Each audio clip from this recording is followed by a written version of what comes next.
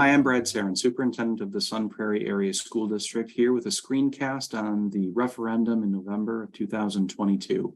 I'm joined by Phil Fry, the Director of Business and Finance for the Sun Prairie Area School District, and also Janet Rossiter, the Assistant Superintendent of Operations. So you might be wondering, what has changed in our fiscal landscape such that we need to come back to the community to ask for a referendum? And why do we have this question on the ballot? And so we'd like to go over a little bit of background for you to make sure that you know what has changed in our school district. So why is a $9 million referendum on the ballot now, $3 million per year for the next 3 years? The first thing that we'd like to talk about is the fact that our operational costs have increased exponentially. Our busing contract has increased by 5%. Utility costs have gone up. Just the cost to operate this district have gone up exponentially. Also, the costs to maintain an exceptional workforce in the competitive scenario of Dane County have grown exponentially. We've attracted extraordinary staff to this district, and we don't want to regress and don't want to jeopardize our retention. We've also got wages that are tied to inflationary indexes. And right now we are at the point where we have been able to partner with our employees to maintain compensation systems that are fair across competitive wages of other Dane County schools.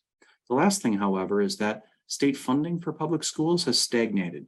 While costs have gone up, the state revenue limit, the mechanism that has funded public schools since 1993, has gone to zero in a per pupil increase for the last 2 years of the last biennial budget for public schools.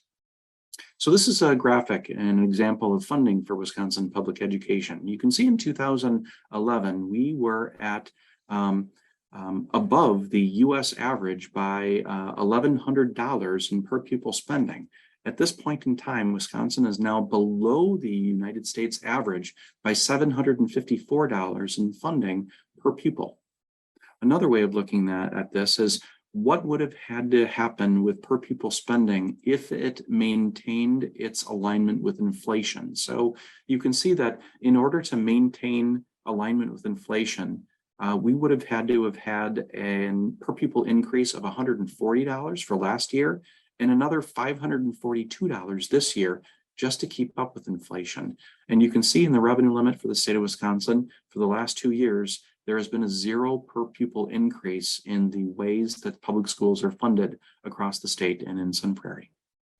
So this last school year, we went back to the community to try to better understand community expectations. We did surveys, had open houses, we did interviews, both of students, community members, parents, and teachers.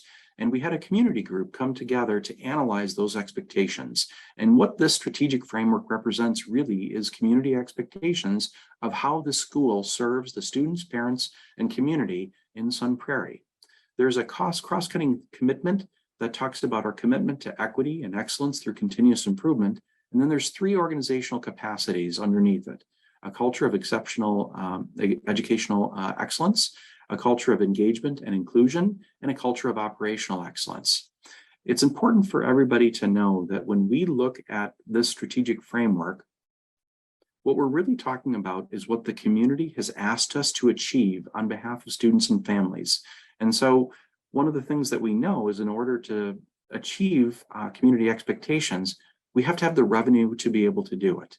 And right now, because the per pupil increase in the revenue limit for the last 2 years has been at zero, many schools, including Sun Prairie, have struggled keeping access to revenue up while expenses have increased exponentially.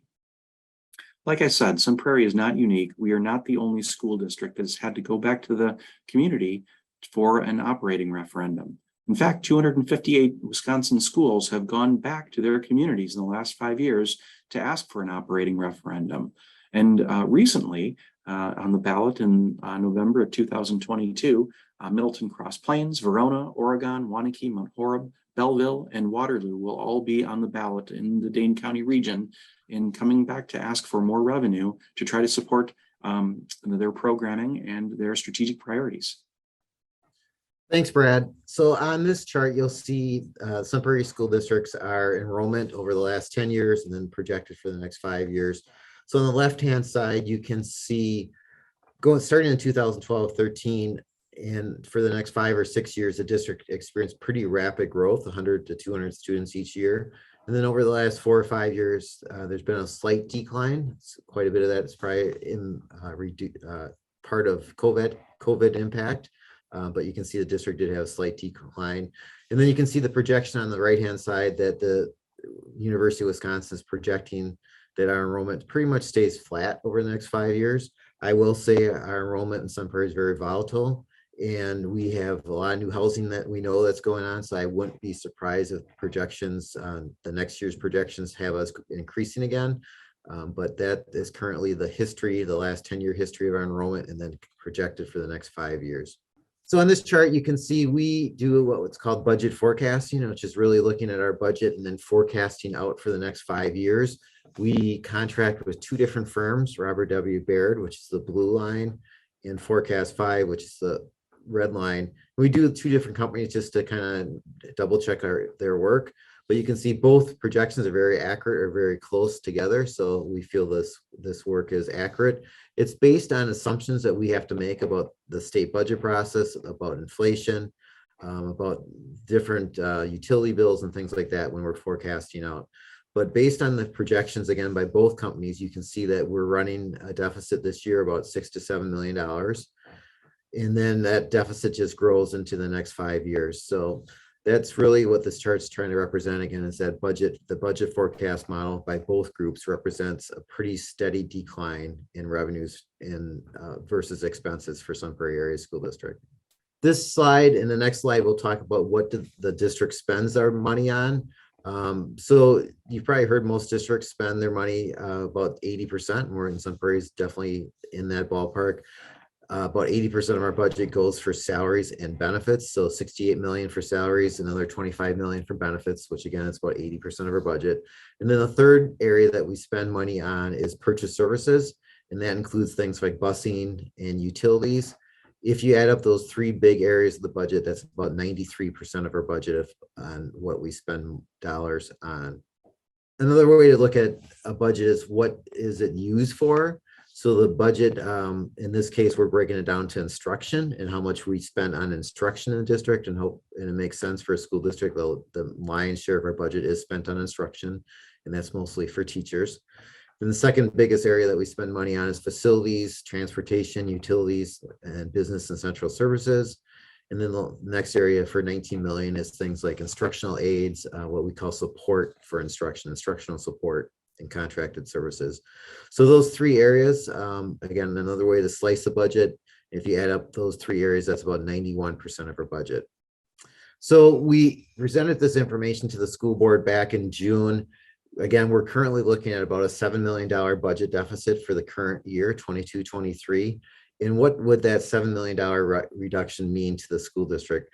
So I will start off by saying this is purely illustrative, this chart. Obviously, there'd be a lot of discussions that would need to happen throughout the school, throughout the district, and with the board and the public about how those reductions would play out. But if we just took a $7 million reduction kind of across the board, what would that look like?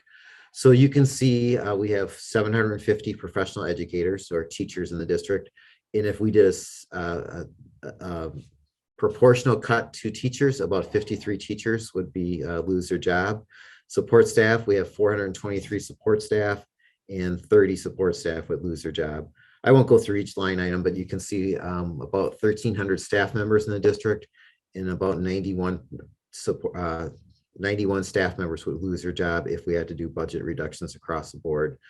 We also have other areas in the budget, like I mentioned before. So department budgets, you can see the cuts to department budgets, athletics and clubs. We have a really great athletic and club program in Sun Prairie, but you can see that a 7% reduction there, or a $7 million reduction overall, represents about $100,000 for athletics.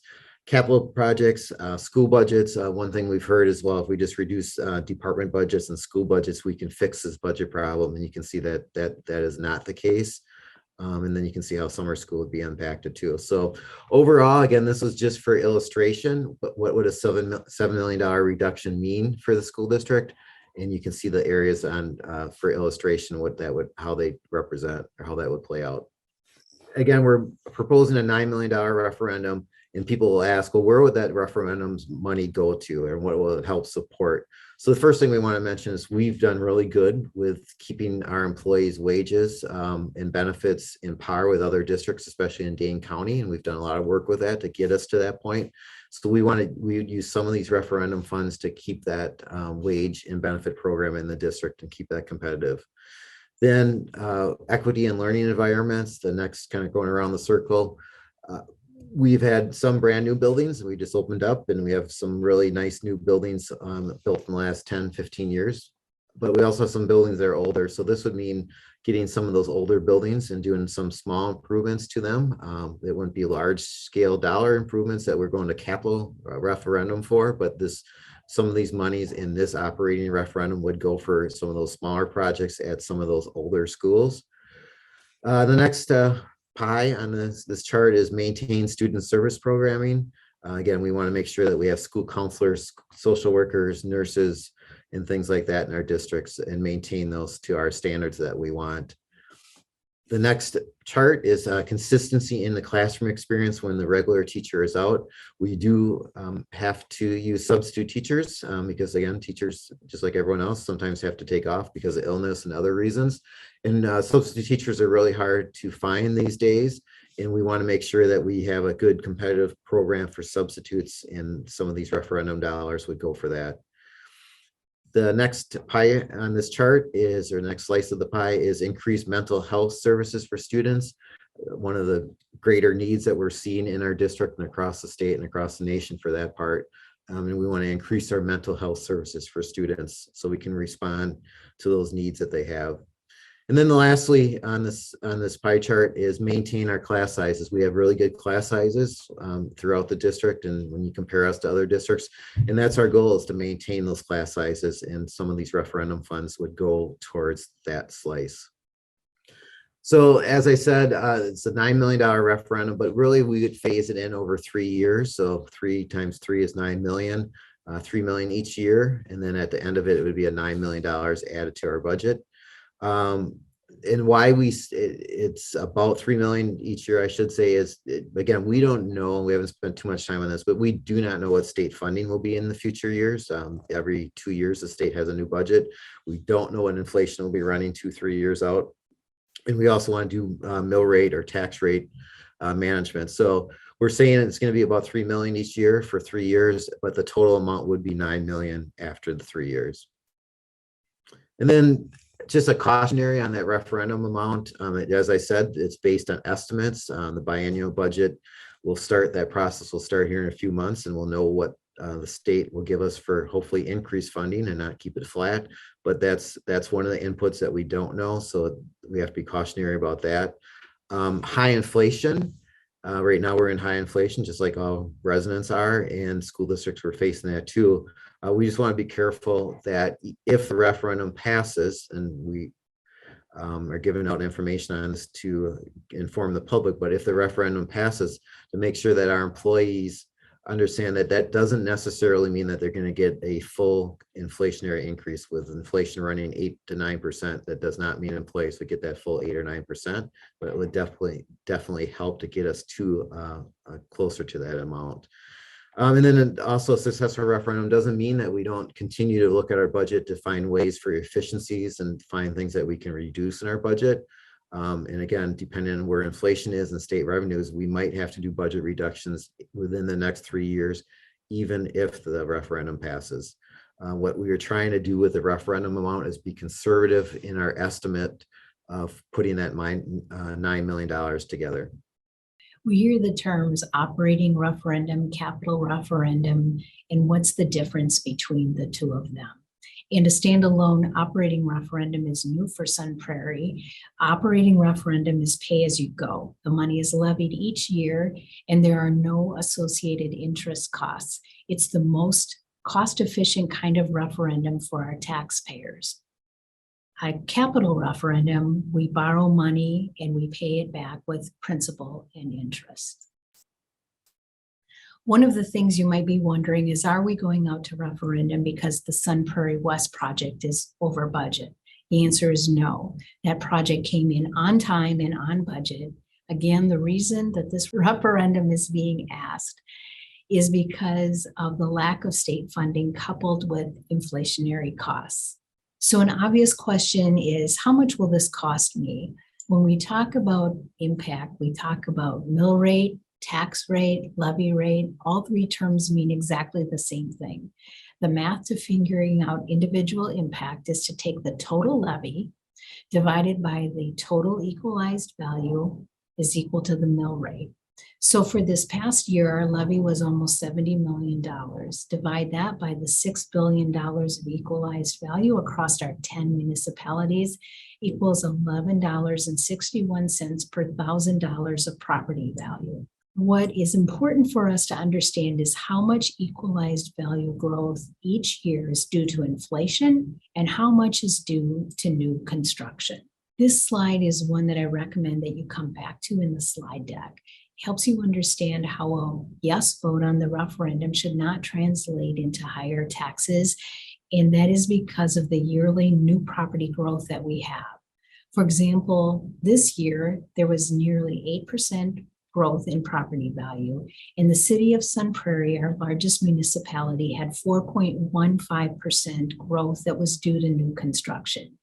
Doing the math on the $70 million levy that we had this year times the 4.15% means approximately $3 million of the levy was supported by new construction. $3 million is also the yearly amount of our estimated phase-in for a successful referendum. Again, why is new growth important? It's because each person's proportionate share of the levy pie gets smaller. There are more taxpayers to help pay the bill. Here's a QR code where you can calculate the estimated impact of a successful referendum for your property. You can also see that we have shown you the amounts for a $2, $3, $4, and $500,000 piece of property. This slide shows you year by year impact for the proposed 3-year phase-in. As you will see in year 3, taxes are projected to be $1,140 per $100,000 of property value. 3 years out, we are projecting taxes to be less than today's rate. There are 2 large caveats with these estimates. Then they are the state support and the property growth, both of which we cannot know today. This bar chart shows graphically that we project each of the next 3 years to be less taxes than this current year's tax rate. And finally, this slide shows the question that will be on the ballot. Maintaining class sizes, providing competitive employee wages and benefit plans, equity in our learning environments, maintaining student services programming, substitute compensation, and increase in mental health services for students. Thanks, Janet, and thanks, Phil. So we'd like to end by thanking the community for the support of public schools in Sun Prairie.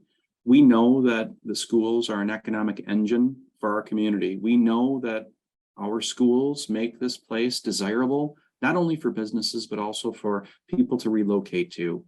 And we want to protect property values of all of the taxpayers in this community by maintaining the quality of schools. And so we are committed to providing outstanding value to our 10 municipalities and 79 square miles and the taxpayers of the larger Sun Prairie Area School District. When you do have questions, please feel free to reach out. We are all here to be able to make sure that you are equipped with the answers you need to be able to have an informed vote. Thank you so much and take care.